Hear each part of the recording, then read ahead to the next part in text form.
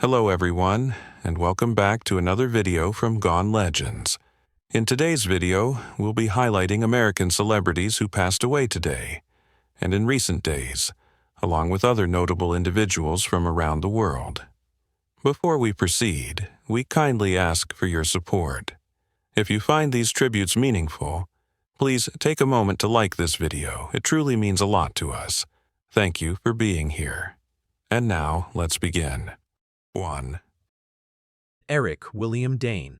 Eric William Dane passed away on February 19, 2026, at the age of 53, following complications from amyotrophic lateral sclerosis, a relentless neurodegenerative disease that gradually steals muscle control while leaving the mind painfully aware. Born on November 9, 1972 in San Francisco, California, Eric grew up with a quiet determination shaped by early loss and personal resilience. Long before global fame, he was a young actor navigating auditions and small television roles, building his craft piece by piece with patience and grit. His breakthrough arrived in 2006 when he stepped into the role of Dr. Mark Sloan on Grey's Anatomy. What could have been a simple, charming character became, in Eric's hands, layered and deeply human.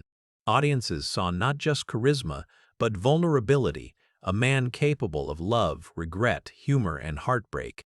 Beyond that defining role, he continued to evolve, starring in The Last Ship and later portraying the complex and troubled Cal Jacobs in HBO's Euphoria, proving his range extended far beyond romantic leads. When ALS entered his life, Eric chose transparency over silence, helping raise awareness for a disease that reshapes families and futures. Even as his body weakened, his resolve remained firm. Eric Dane leaves behind not only a body of memorable performances but also a legacy of courage, a reminder that strength is not the absence of struggle, but the grace with which one faces it. 2. Angela Luce. Angela Luce passed away on February 20, 2026, at the age of 87 due to heart failure, bringing to a close a life that embodied the warmth and emotional richness of Naples, Italy. Born in 1938 in the vibrant heart of Naples, she grew up surrounded by music, poetry, and the dramatic beauty of Italian culture. From a young age, her voice carried the soulful echoes of her city, powerful, tender, and deeply expressive.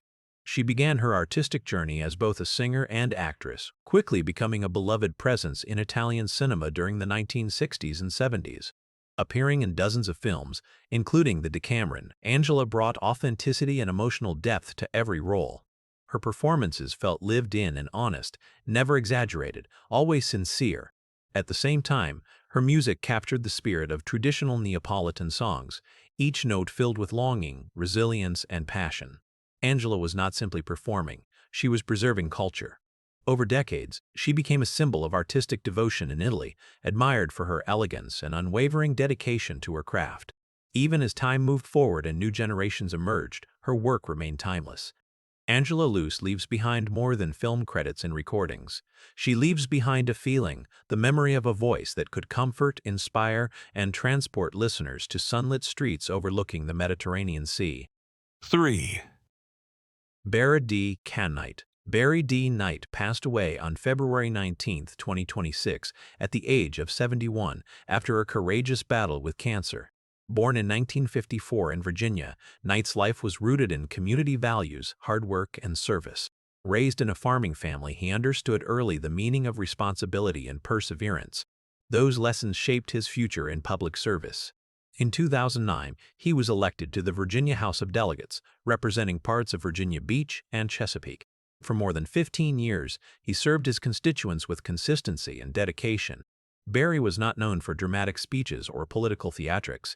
Instead, he earned respect through steady commitment and practical leadership.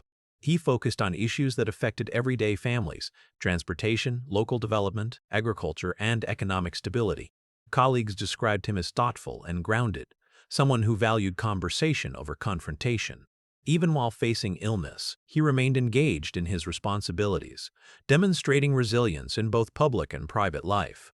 His career reflected a belief that leadership begins at home and extends outward through service. Barry Knight's passing leaves a void in Virginia's political landscape, but his impact endures in policies shaped, communities supported, and lives improved. His story stands as a testament to the quiet strength of a man who chose duty over recognition and service over spotlight. 4. Isaiah Zagar passed away on February 19, 2026, at the age of 86 due to complications from heart failure and Parkinson's disease. Born on March 18, 1939, in Philadelphia, Pennsylvania, Zagar would go on to transform the visual identity of his city. A graduate of the Pratt Institute, he believed art should exist not only in museums but in the very streets people walk each day. Inspired by his experiences abroad and his deep connection to South Philadelphia, he began creating intricate mosaic murals using tiles, mirrors, bottles, and found objects. What others saw as discarded fragments, he saw as potential beauty. Over decades, his work spread across buildings and alleyways, culminating in the creation of Philadelphia's Magic Gardens, a breathtaking mosaic environment that drew visitors from around the world. His art was immersive, reflective, and deeply personal, often incorporating quotes, faces, and raw emotional imagery. Beyond aesthetics, his creations spoke of healing and resilience. Zagar was open about his struggles with mental health, and his mosaics often felt like expressions of survival, proof that broken pieces can form something extraordinary. Even as illness slowed him in later years, his legacy had already been cemented into the city's walls. Isaiah Zagar leaves behind a living canvas, a reminder that creativity can turn hardship into brilliance and transform an entire community. 5. Cyril L. Marcelino Carl L. Marcelino passed away on February 18, 2026, at the age of 83, reportedly from natural causes. Born on December 23, 1942 in Brooklyn, New York, Marcelino dedicated much of his life to education and public service. Before entering politics, he worked as a teacher and school administrator, experiences that shaped his understanding of policy at the ground level. In 1995, he was elected to the New York State Senate, representing the 5th District on Long Island. He would serve there for more than 2 decades, building a reputation as a consistent and engaged legislator. His work focused on education, environmental issues, and community development. Known for his steady demeanor, Carl approached governance with deliberation rather than drama. Over the years, he participated in debates that shaped New York's legislative landscape, earning both supporters and critics, as is often the case in long public careers. Yet, regardless of political differences, many acknowledged his commitment to representing his district faithfully. When he retired in 2018, he left behind a record of sustained involvement in the civic life of his community.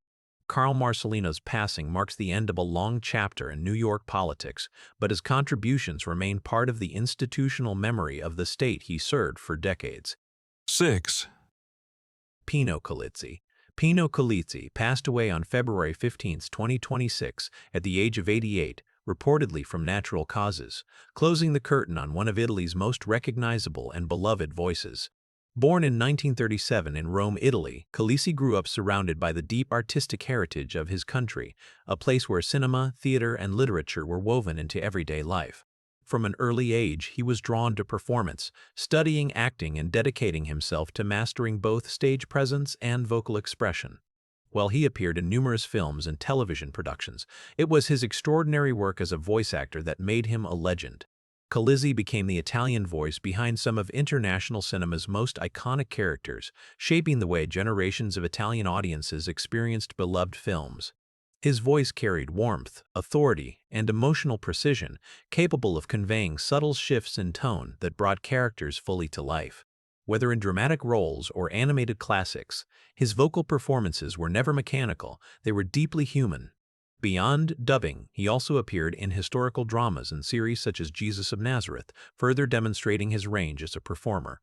Over decades, Colizzi's voice became part of Italy's cultural memory, familiar, comforting, and unforgettable.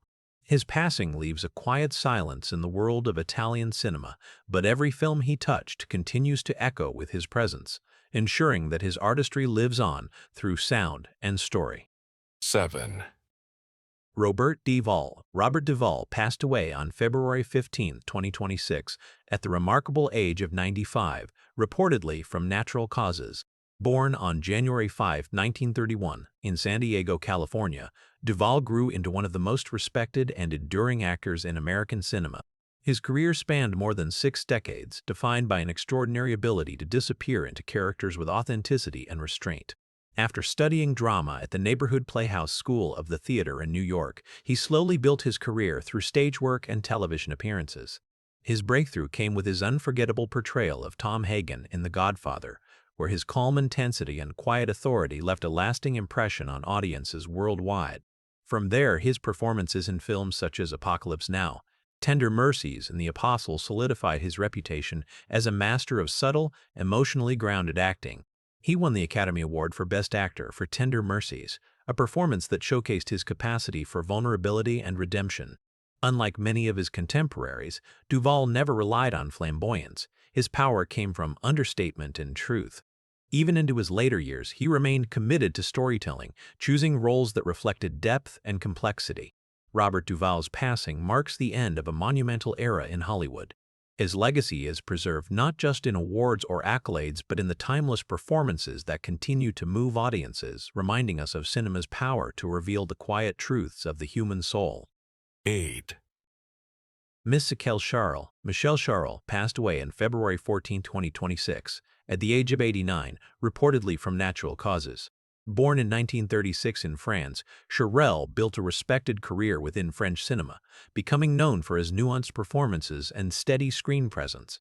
Growing up in post-war France, he witnessed a nation rebuilding its identity, a cultural transformation that deeply influenced his artistic sensibilities.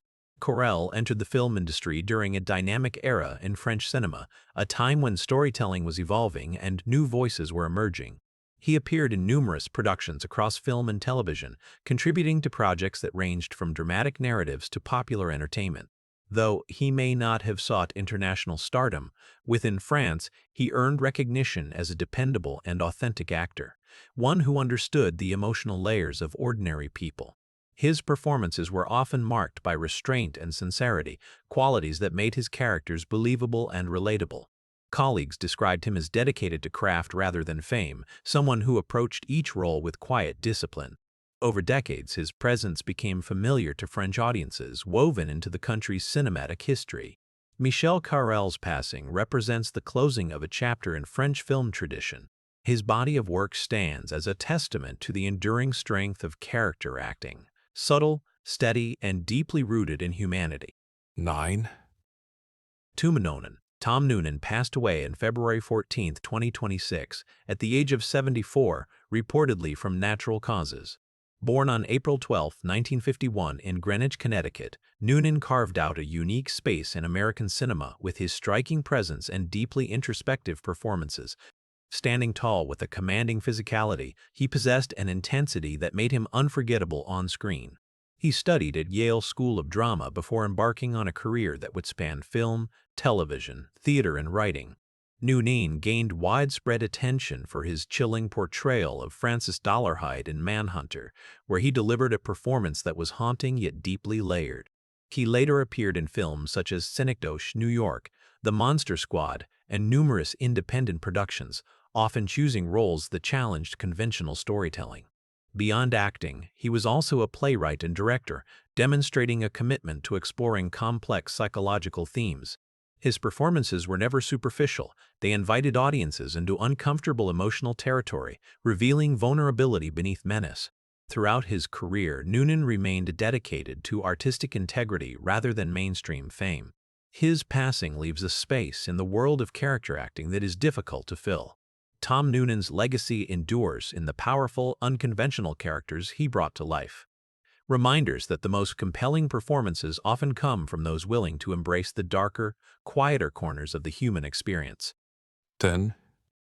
Clinton Eastwood Jr. was born on May 31, 1930 in San Francisco, California, during the height of the Great Depression. America at that time was a nation trembling under financial collapse. Families lost homes, fathers lost jobs, and children learned early that security was not guaranteed. The Eastwood family was no exception. His father, Clinton Eastwood Sr., moved from job to job, steel mills, warehouses, factories, anything that could keep food on the table. His mother, Margaret Ruth, carried a quiet resilience, trying to create warmth in a world that felt economically frozen. Clint's childhood was not rooted in one hometown filled with lifelong friends and stable routines. It was marked by constant relocation. The family moved repeatedly across California in search of work. Each move meant starting over, new school, new faces, new uncertainty. For a young boy, that kind of instability carved something deep into the personality. Clint grew inward. He observed more than he spoke. He adapted rather than complained. Silence became comfort. He was not a natural academic. School did not come easily to him. Teachers did not predict a bright artistic future. He barely graduated from Oakland Technical High School. There were no standing ovations, no spotlight moments, no early signs of cinematic destiny. He worked ordinary jobs after graduation: lifeguard, grocery clerk, golf caddy, manual laborer, the kinds of roles that blend into the background of society. His life seemed headed towards something simple, something unremarkable. Then came a moment that could have erased his name from history altogether. During the Korean War era, Clint was drafted into the United States Army.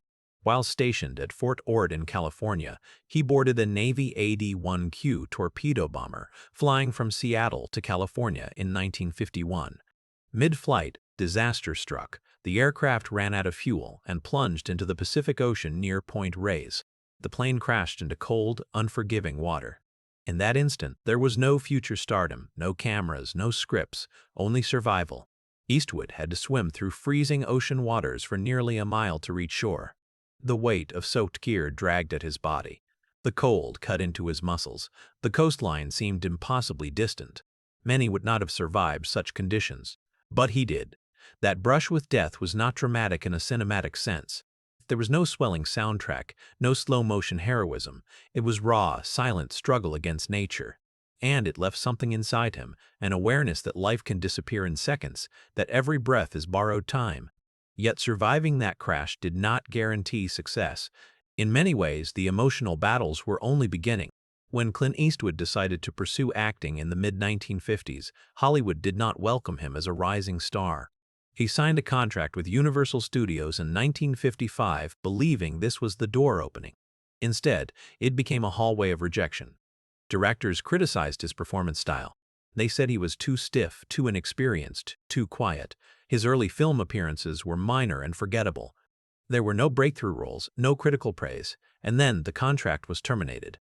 Just like that, he was released. For many aspiring actors, being dropped by a major studio so early would mark the end. Hollywood moves quickly. It forgets even faster. Clint Eastwood stood at one of the lowest points of his life, carrying disappointment heavier than any physical injury.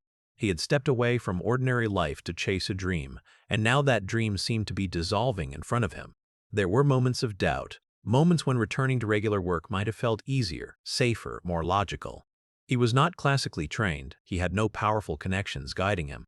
He was navigating the industry alone, relying on instinct and persistence, but quitting was never in his nature. He stayed in Los Angeles. He continued taking acting classes.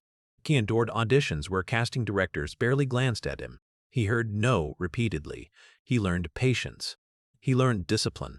And perhaps most importantly, he learned restraint, a quality that would later define his on-screen presence. In 1959, after years of struggle, he landed the role of Rowdy Yates in the television Western series Rawhide. At first, it felt like relief, steady work, recognition, a foothold in the industry. The show ran for 8 seasons and made him familiar to American households. Yet even success brought frustration. He feared being trapped in the identity of a television cowboy. He worried that he would become predictable, typecast, limited. Fame was growing, but artistic freedom felt distant. He wanted depth, evolution, complexity. He did not want to be remembered as just another face from a weekly series. When Rawhide ended, uncertainty returned. He was in his mid-30s, an age when many actors either solidify their place or quietly fade. Then came an unexpected opportunity, an offer from Italian director Sergio Leone to star in a low-budget Western called A Fistful of Dollars in 1964. The decision was risky. European Westerns were not respected in America. The budget was small. The filming conditions were rough. Accepting the role meant stepping into unfamiliar territory. Declining it meant returning to stagnation. He chose risk. Filming in Spain brought language barriers, extreme heat, and limited resources. It was far from Hollywood glamour. But within that harsh environment, something transformative was happening. Eastwood's portrayal of the mysterious gunslinger, later known as the Man with No Name, was minimalist, controlled, almost silent. His performance relied on presence rather than dialogue. When the film was released in the United States, critics were divided. Some dismissed it as excessively violent. Others misunderstood his restrained acting style. Once again, he faced skepticism, but audiences responded differently. They felt the tension in his silence. They sensed depth in his stillness. They saw a new kind of cinematic hero, morally ambiguous, emotionally guarded, powerful without theatrics. Yet even as the Dollars trilogy gained momentum, Clint Eastwood carried the memory of rejection, of the studio that let him go, of the freezing ocean he swam through, of the doubt that shadowed him. His legend was not born from ease, it was forged through endurance. And the greatest reinvention of his life, the transformation from actor to visionary filmmaker, was still ahead. By the mid-1960s, Clint Eastwood had survived more than most young actors ever endure.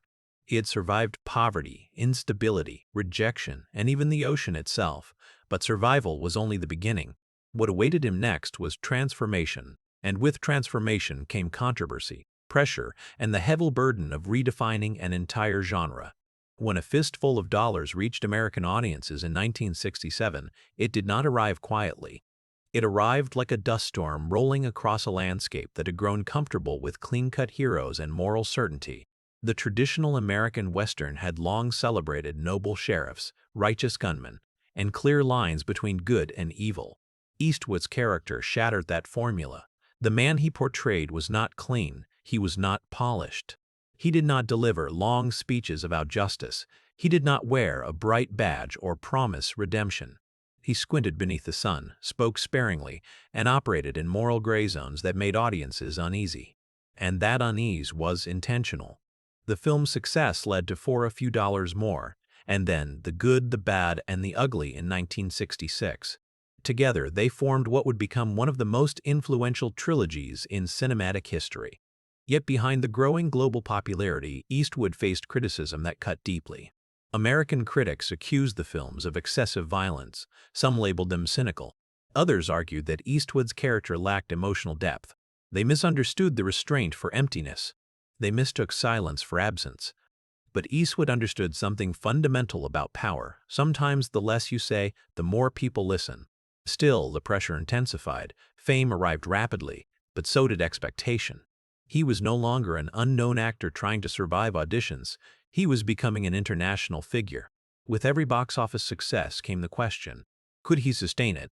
Returning to the United States, Eastwood faced a crossroads.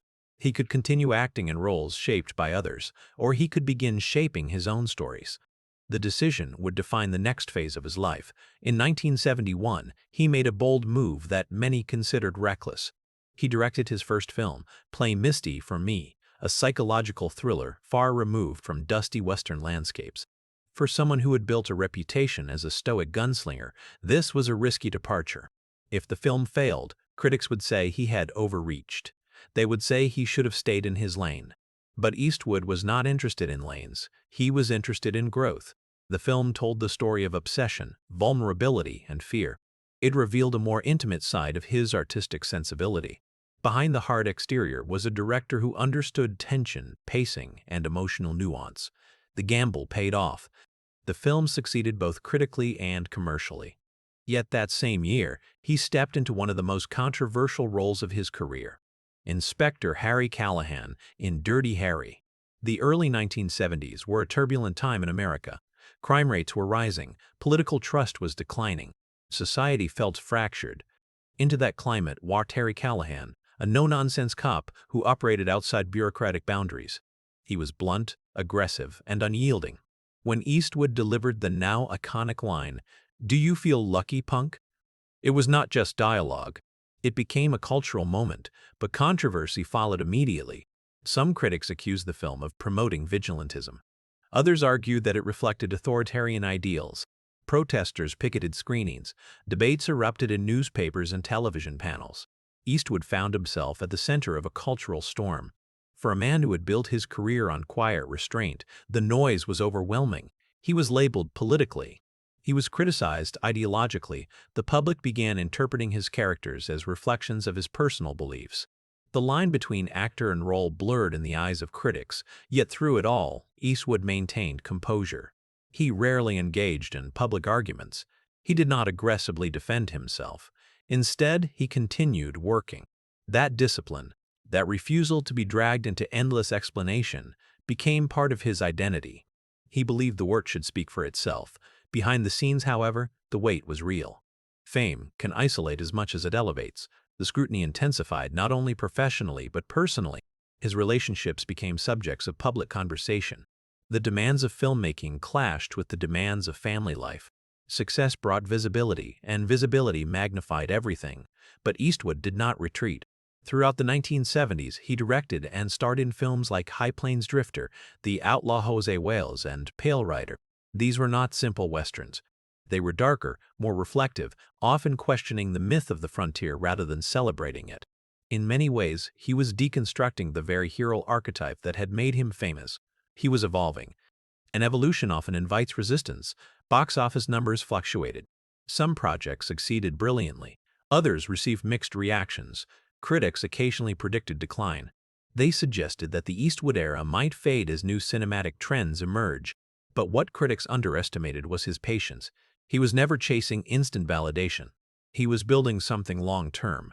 The 1980s tested that patience. Film tastes shifted toward high-concept blockbusters and explosive spectacle. Younger stars dominated headlines. Eastwood, entering his 50s, was no longer the fresh face of the industry. There were whispers that his style was outdated. For an actor whose career had already survived rejection once, this was a familiar feeling. Yet instead of chasing trends, he leaned deeper into directing. He refined his storytelling. He developed a reputation for efficient film sets, minimal takes, and a calm leadership style that actors respected deeply. He did not yell. He did not create chaos. He fostered focus. Then came one of the most pivotal chapters of his life, Unforgiven, in 1992. But before we step into that transformative masterpiece, it is important to understand the emotional landscape he carried into it. By this point, Clint Eastwood had spent decades portraying men who carried violence in their past. He had faced accusations of glorifying brutality. He had endured political criticism. He had aged in front of an industry obsessed with youth. And perhaps, somewhere inside him, he was ready to confront all of it. Unforgiven would not be a celebration of gunfighters. It would be a reckoning. It would force audiences to see the consequences of violence, the regret, the trauma, the moral cost. And through it, Eastwood would redefine not only the Western genre, but his own legacy. But that transformation deserves its own space. By the time the 1990s arrived, Clint Eastwood was no longer the rising outsider fighting for recognition. He was an established figure in Hollywood, respected, criticized, admired, debated. He had lived through waves of fame and storms of controversy. Yet there lingered a question that followed him quietly through the years. Was he merely an icon of toughness? Or was he something more? The answer would arrive in 1992, wrapped in dust, regret, and haunting silence. The project that became Unforgiven had been waiting for years. The script, originally titled The William Money Killings, had circulated in Hollywood but never fully materialized. Eastwood had held on to it patiently, understanding that he needed to age into the role. It required weathered eyes, not youthful defiance. It demanded experience, not just as an actor, but as a human being. When he finally stepped into the boots of William Money, he was stepping into something deeply personal. Money was not a hero. He was not noble. He was a former killer, a man haunted by his violent past, trying to live quietly as a widowed farmer raising 2 children. Poverty weighed on him. Regret followed him like a shadow. When he accepts one final job, a bounty that drags him back into bloodshed, it is not for glory. It is out of desperation, and that distinction changed everything. In many ways, Unforgiven was Eastwood confronting his own cinematic history. For decades, he had portrayed men who solved problems with guns. Now, he would show the consequences. He stripped away the romanticism of the Western. Gunfights were clumsy and brutal. Death was messy, not triumphant. There was no sweeping orchestration of heroism, only the heavy silence of aftermath. The film's tone was somber, reflective, almost mournful. Every shot carried weight. Every pause felt intentional. Eastwood directed with restraint, allowing the story to breathe, to ache. Critics who once doubted his depth began to reconsider. When Unforgiven was released, it was met with extraordinary acclaim. audiences felt its emotional gravity. Reviewers praised its maturity and philosophical complexity. The film won 4 Academy Awards, including Best Picture and Best Director for Clint Eastwood. At 62 years old, he stood on the Oscar stage holding the highest honor in filmmaking. But this was not a moment of loud celebration. It was quiet validation. For years, he had endured the narrative that he glorified violence. Now, he had crafted a story that examined violence with honesty and sorrow. It was not just a professional victory. It was a personal reckoning, yet even in triumph, Eastwood did not slow down. The mid-1990s brought a different kind of challenge, sustaining relevance in a rapidly changing industry. Younger directors were experimenting with bold visual styles. Independent cinema was gaining influence. Technology was reshaping production. Instead of clinging to past formulas, Eastwood adapted again. He explored stories beyond the frontier. In A Perfect World, 1993, he examined the fragile bond between a fugitive and a young boy. In The Bridges of Madison County, 1995, he portrayed vulnerability in a tender love story opposite Meryl Streep. The film surprised audiences who had long associated him with hardened characters. Here he was gentle, introspective, emotionally exposed.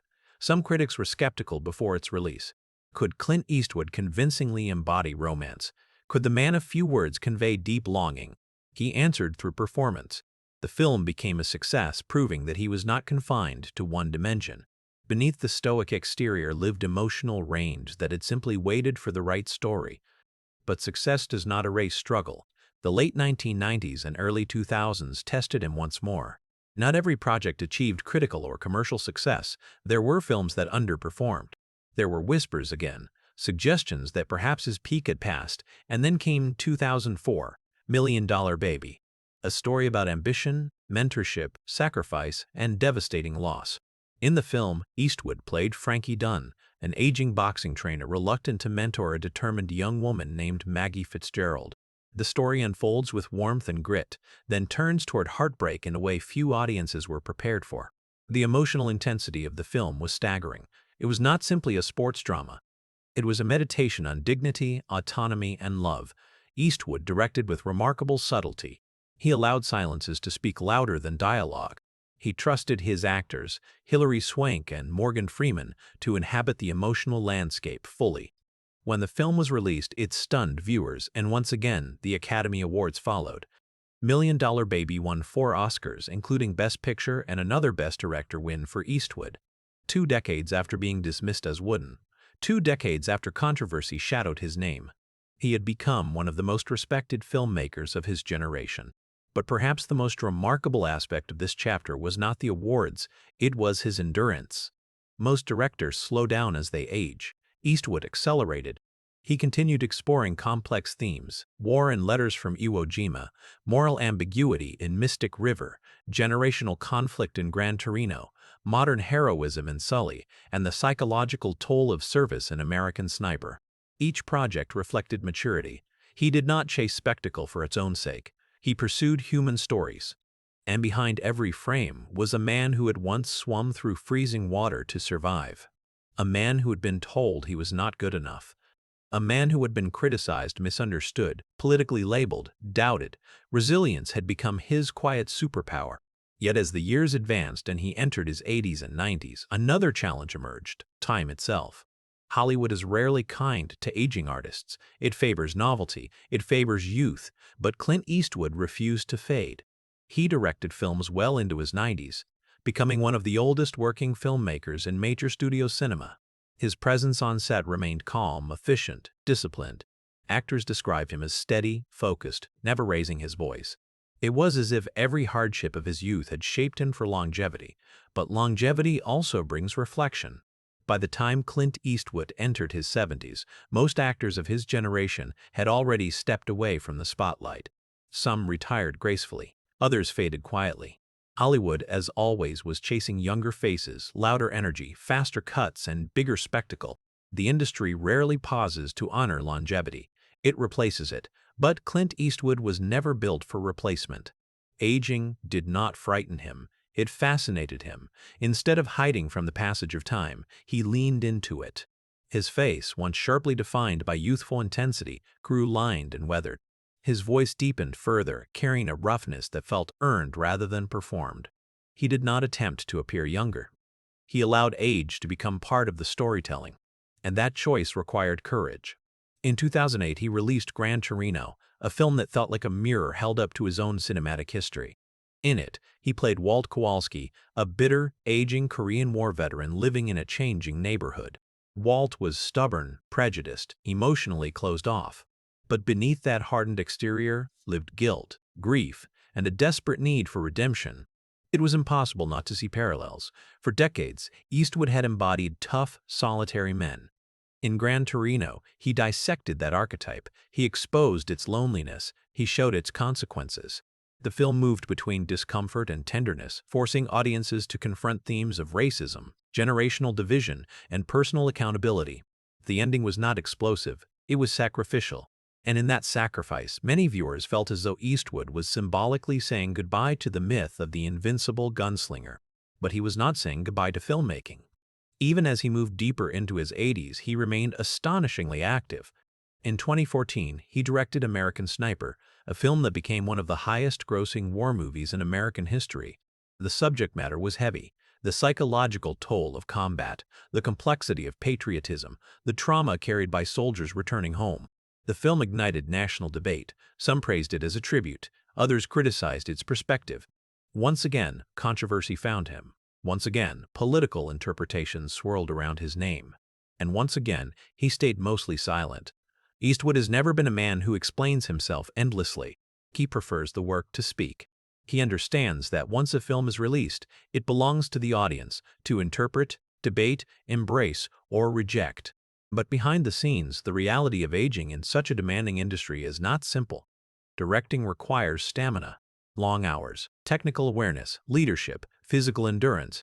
And yet, well into his 80s, Eastwood maintained a schedule that would exhaust people half his age. His sets became known for efficiency, minimal takes, no unnecessary shouting. A quiet, okay, often replaced the dramatic action that many directors favored. He trusted preparation. He trusted instinct. Perhaps that trust came from a lifetime of surviving unpredictability. He had learned early that panic solves nothing. In interviews, when asked about retirement, he often responded with characteristic brevity, suggesting he would continue as long as he felt capable.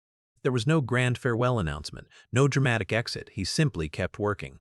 Films like Sully in 2016 told the true story of Captain Chesley, Sully Sullenberger, who safely landed a damaged airplane on the Hudson River.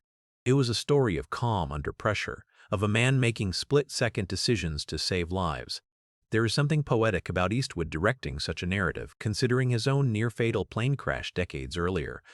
Perhaps survival stories resonate differently when you have lived one. Then came The Mule in 2018, where Eastwood returned to acting in a leading role. He portrayed Earl Stone, an elderly man who becomes entangled in drug trafficking while grappling with regret over neglected family relationships. The performance felt deeply reflective, almost autobiographical in its themes of missed time and the cost of obsession with work. Audiences sensed vulnerability. There was humor, but there was also melancholy, a recognition that life moves faster than we expect. That ambition, no matter how noble, can leave emotional debts unpaid. By this stage of his life, Clint Eastwood had nothing left to prove. He had won Academy Awards. He had directed critically acclaimed masterpieces. He had shaped genres. He had influenced generations of filmmakers. And yet he continued. In 2021, at 91 years old, he directed and starred in Cry Macho.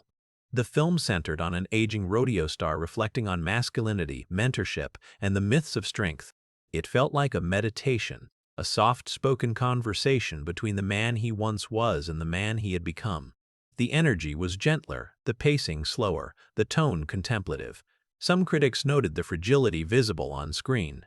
But perhaps that fragility was the point. For a lifetime, Clint Eastwood portrayed men who seemed indestructible.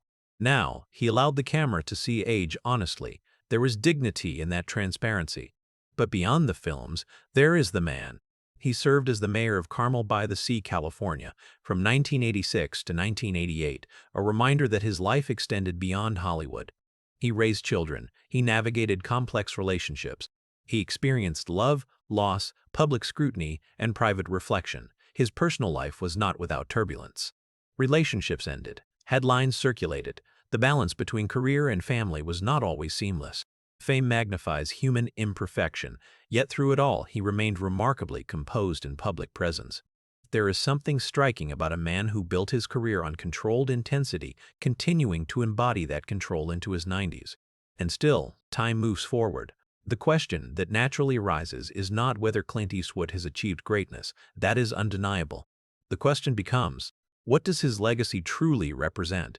Is it the gunslinger silhouette? The controversial cop? The Oscar-winning director? The aging mentor confronting regret? Or is it something deeper? Resilience itself? Because when we trace his life from the Great Depression to modern cinema, from a freezing ocean crash to standing on the Academy Awards stage, a pattern emerges. He does not collapse under pressure. He adapts. He does not shout over critics. He works. He does not retreat from age. He integrates it. And that may be his most powerful statement of all. But legacy is more than awards and box office numbers. It lives in influence, in cultural memory, in the quiet moments when future filmmakers study his pacing, his framing, his restraint. By the time a man reaches his 9th decade of life, the world no longer looks at him with expectation. It looks at him with reflection. In Clint Eastwood's case, reflection carries extraordinary weight because his life has unfolded alongside nearly a century of American history. He was born during economic collapse, matured through war-era uncertainty, rose during cultural revolution, and continues working in an age of digital transformation. His journey is not just cinematic, it is generational, but legacy is not built solely on longevity. It is built on influence. Clint Eastwood changed the Western. That statement alone carries historical gravity. Before him, the genre often celebrated polished heroes and clear moral order. After him, Westerns carried ambiguity. They carried dust, doubt, and silence. His Man with No Name introduced audiences to a protagonist who did not explain himself. He did not offer reassurance. He existed in shades of gray. That shift echoed across decades. Directors who came after, from Quentin Tarantino to the Coen brothers, drew inspiration from that ambiguity. The anti-hero archetype, now common in modern storytelling, owes much to Eastwood's restrained intensity. Television dramas filled with morally complex leads carry his fingerprint. But influence extends beyond acting. As a director, Eastwood cultivated a style that feels almost invisible in its precision. He avoids flashy camera tricks. He does not overwhelm scenes with excess. His storytelling is patient. He allows actors to inhabit silence. He understands that what remains unsaid can sometimes speak the loudest. On set, he developed a reputation that stands in sharp contrast to Hollywood stereotypes. There are no theatrical outbursts, no inflated egos, no chaotic shouting matches. Instead, colleagues describe calm authority, efficiency, focus. He often completes films under budget and ahead of schedule, a rarity in modern cinema. Actors frequently speak of his trust. He does not micromanage performances. He does not demand dozens of takes to chase perfection. He believes in preparation and instinct. That confidence creates space for authenticity, and perhaps that approach reflects his own journey. A man who once struggled through auditions understands vulnerability. A man who survived rejection understands patience. Yet even as the industry reveres him, the man himself remains enigmatic. Clint Eastwood has never been one for emotional exhibition. He does not frequently offer dramatic interviews dissecting his inner life. He maintains privacy even in fame. That restraint has sometimes led critics to speculate, to interpret, to assign meanings that may or may not align with reality. But perhaps that mystery is intentional. Throughout his career, he has allowed his work to serve as autobiography. Films like Gran Torino, Million Dollar Baby, and The Mule reveal fragments of introspection, aging, regret, mentorship, reconciliation. They feel personal without being confessional. Behind the myth stands a father, a partner, a friend, a man whose personal relationships have experienced both devotion and difficulty. His romantic life has often been discussed publicly, sometimes controversially. Marriages ended, partnerships evolved. Fame rarely simplifies intimacy.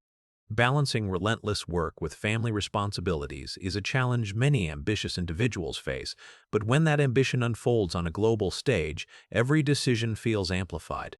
Eastwood's dedication to filmmaking sometimes required sacrifice. Time, once spent on set, cannot be reclaimed at home. And yet, those who know him describe loyalty, humor, a dry wit that surfaces quietly. He is not the hardened gunslinger off-screen, he is more layered than that persona suggests. As years passed, his role in Hollywood subtly shifted from participant to elder statesman. Younger actors look at him with reverence. Filmmakers seek his perspective. Award ceremonies treat him not merely as a nominee, but as an institution. There is something profoundly rare about witnessing a legend who is still alive to see his influence unfold. Many artists are celebrated fully only after death. Eastwood, however, has experienced the unique reality of seeing his impact ripple outward in real time. He has watched as film schools analyze his framing choices, as critics revisit earlier works with newfound appreciation, as audiences who once debated him fiercely now recognize the breadth of his contribution. And yet, even in legacy, he continues forward. He does not behave like a relic. He does not retreat into nostalgia. He remains curious. In interviews, he often speaks of storytelling as a living process. He approaches each new film not as a monument to past glory, but as another opportunity to explore humanity. That humility may be one of his most underappreciated strengths.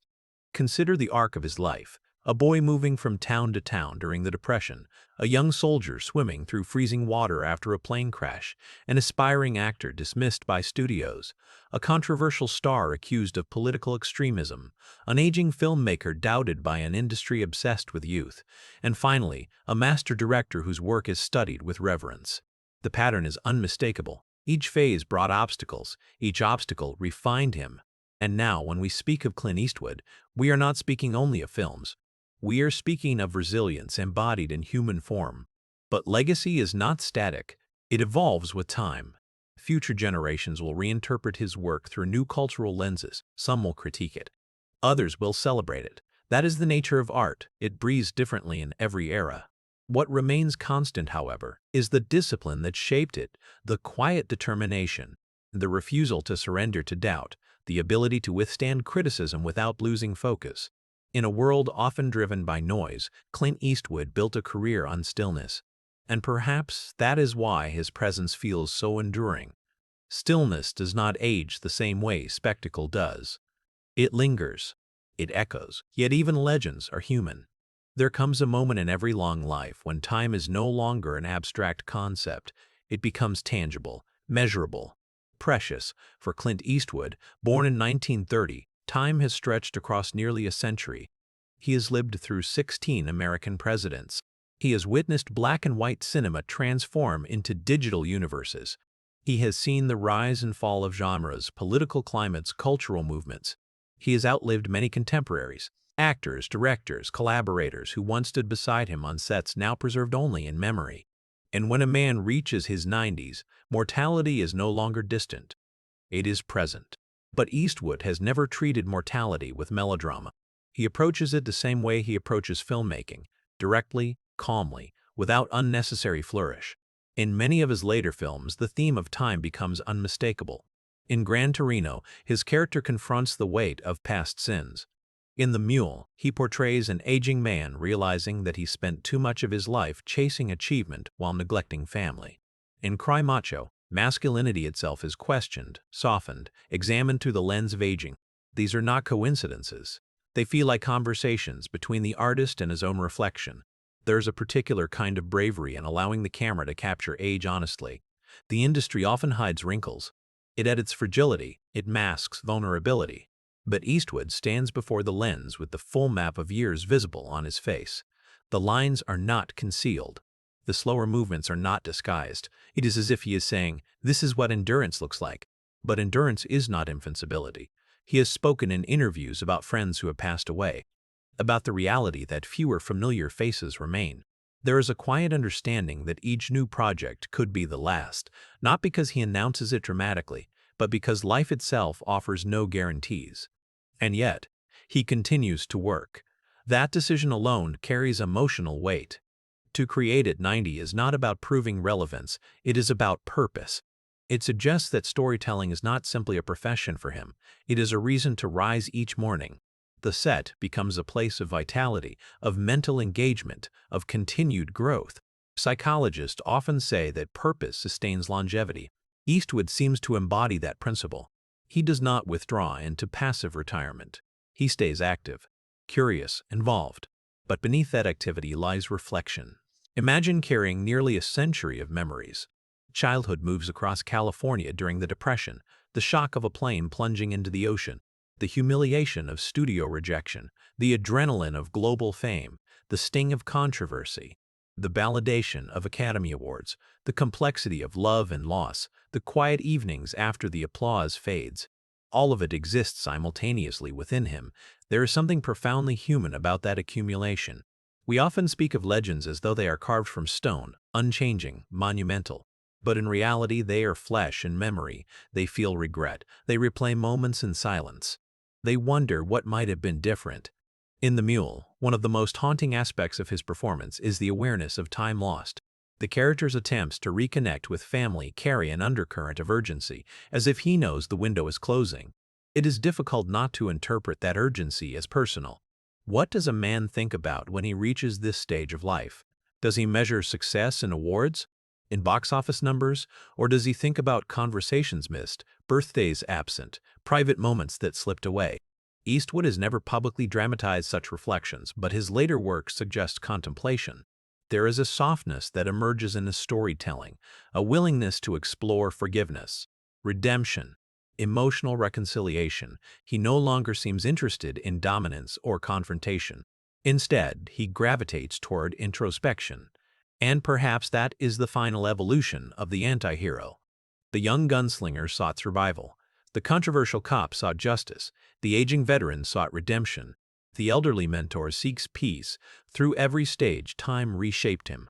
Yet even as mortality becomes more visible, there is no sense of fear in his public demeanor. There is acceptance, a grounded understanding that life has been full, imperfect, complicated, but undeniably rich.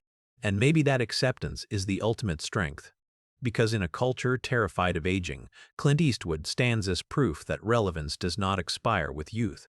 Creativity does not obey a calendar. Wisdom deepens rather than diminishes. Still, no life escapes its final chapter. While he remains alive as of now, the inevitability of that closing moment hovers gently in the background. It does not dominate the story, but it adds gravity to every new project. Each film feels like a gift, not just from him to the audience, but from time itself. And when that final day eventually arrives, whenever it may be, it will not erase the journey. It will simply complete it. But before we speak of endings, there is more to explore. The cultural impact that extends beyond cinema, the global reverence, the controversies that shaped public perception, and how history will ultimately judge the man and his art. When a person lives long enough in the public eye, something unusual begins to happen. The man becomes a symbol. The symbol becomes a debate, and eventually the debate sometimes overshadows the human being standing behind it. Clint Eastwood has not only lived through this transformation, he has embodied it. From the beginning of his rise, audiences did not simply watch him, they projected onto him. The silent gunslinger became a representation of rugged independence. The hardened inspector became a reflection of law and order frustration in a turbulent America.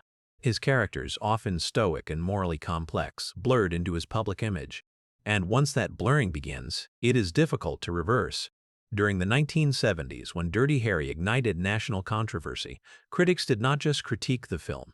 They scrutinized Eastwood himself. Some labeled him politically conservative. Others accused him of glorifying authoritarian ideals. Protesters gathered. Think pieces multiplied. His name was invoked in larger cultural arguments about justice and power.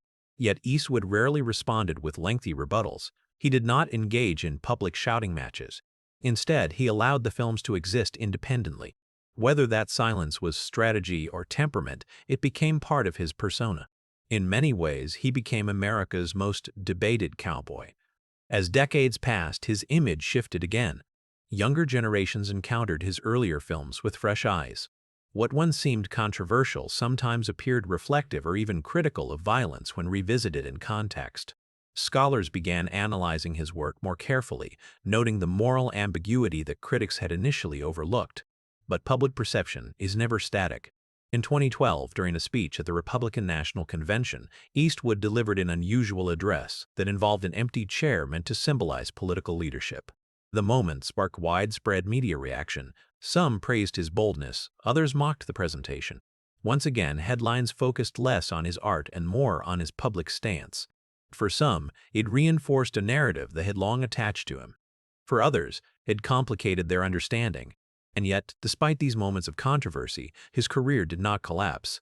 If anything, it revealed something important about endurance in public life. Survival requires emotional steadiness. Eastwood has never tried to be universally adored. He does not chase approval across ideological lines. That independence, whether admired or criticized, has remained consistent. But what often gets lost in political discourse is artistic nuance. Consider Letters from Iwo Jima in 2006. A war film told largely from the Japanese perspective during World War II, a bold creative decision for an American director. The film portrayed Japanese soldiers not as caricatures, but as human beings facing impossible circumstances. It demonstrated empathy across cultural lines. It revealed a willingness to complicate simplistic narratives of enemy and hero. That choice alone challenges any narrow interpretation of his worldview. Similarly, Mystic River explored trauma and moral ambiguity within a tight-knit community. It did not offer easy answers. It invited discomfort. What becomes clear when examining his body of work as a whole is that Clint Eastwood resists confinement. He cannot be reduced to a single political label, nor to a single archetype. Yet public figures rarely escape simplification. To some, he will always be the steely-eyed gunslinger. To others, the controversial speaker. To others still, the master director whose late career achievements redefined artistic longevity. Perhaps the truth is that he is all of these and none of them entirely. There is something profoundly American about his trajectory. He represents self-reliance, risk-taking, reinvention. He built his own production company, Malpaso Productions, to gain creative control over his projects. That move ensured autonomy. It allowed him to pursue stories that studios might otherwise have rejected. Autonomy has always been central to his identity. From leaving television to film, from acting to directing, from controversial roles to introspective dramas, he repeatedly chose the path of creative control over comfort. And yet the world continues to debate him, but maybe debate is part of legacy. Artists who provoke no reaction often fade quickly. Artists who generate conversation remain culturally alive. Eastwood's career has sparked admiration, disagreement, and deep analysis for over 6 decades. That alone signals significance. Still, behind the image stands a man who likely sees himself far more simply than the world does. He wakes up. He reads scripts. He thinks about framing and pacing. He shows up to set. He works. The mythology surrounding him, the stoicism, the political interpretations, the cinematic archetypes, exists in the public imagination. But daily life remains human, and as his years advance, something interesting has happened. The intensity of criticism has softened, the noise has diminished. What remains is respect, even from those who once disagreed. Time has a way of refining perspective. The young critic who once dismissed him grows older and recognizes the depth that was missed. The audience member who once argued about ideology begins to appreciate craftsmanship. Cultural debates fade. The films remain. And perhaps that is the final reconciliation between artist and audience. When the dust of controversy settles, what survives is the work. And Clint Eastwood's work spans genres, decades, and emotional landscapes. But legacy is not complete until we examine how future generations will inherit it. How film students, historians, and young storytellers will interpret his contribution long after he is gone. There is a difference between fame and permanence. Fame is loud. It burns brightly, dominates headlines, fills theaters, commands attention, but permanence is quieter. It settles slowly into history. It becomes part of the foundation rather than the spectacle. Clint Eastwood has lived long enough to move from fame into permanence. When film historians look back at the 20th and early 21st centuries, his name will not appear as a footnote. It will stand as a chapter. Not because he was flawless, not because every film was universally praised, but because his presence altered the direction of American cinema in measurable ways. He did not simply participate in the Western genre, he transformed it. Before him, Western heroes often embodied clear virtue. After him, they carried shadows. The anti-hero became mainstream, ambiguity became compelling, silence became powerful. Film schools already teach his work. Students analyze the framing in Unforgiven, the moral tension in Mystic River, the narrative restraint in $1 Million Baby. Directors cite his efficiency and discipline as rare virtues in an industry often driven by excess. But influence is not only technical, it is philosophical. Eastwood's storytelling often revolves around responsibility, personal, moral, generational. His characters are rarely innocent. They carry histories, they confront consequences, they wrestle with guilt. That thematic consistency has shaped how modern audiences expect complexity from protagonists. Even beyond the Western, his imprint can be seen in contemporary crime dramas, war films, and character-driven narratives that reject simplistic moral binaries. And yet, history will also remember the contradictions, the debates, the controversies, the political interpretations. Because historical memory is not selective, it records both the applause and the argument. It captures the speeches as well as the scripts. But perhaps that duality makes his legacy more authentic. Legends who pass through culture without friction often feel distant, almost artificial. Eastwood's journey has been textured, human, imperfect, and that imperfection makes his achievements more tangible. Future generations will likely view him not as a symbol of one ideology, but as a case study in artistic independence. A man who refused to be boxed into a single narrative. A filmmaker who trusted his instincts even when they defied expectation. They will see a director who continued working into his 90s, a statistic so rare that it alone becomes historic. They will study how his style evolved rather than calcified, how his later films became meditations rather than declarations, and perhaps they will marvel at his stamina. There is something almost mythic about longevity. In an industry that discards quickly, Eastwood endured. Through technological revolutions, through cultural shifts, through the rise of streaming platforms and the decline of traditional cinema attendance, he remained. But permanence also invites a deeper question. What emotional legacy does he leave behind? Because films are not only technical achievements, they are emotional artifacts. Audiences remember how a film made them feel long after they forget specific scenes. The ache at the end of $1 Million Baby, the uneasy silence of Unforgiven, the quiet reconciliation in Gran Torino. Those emotional imprints become part of collective memory. And in that sense, Eastwood's legacy is not confined to film reels.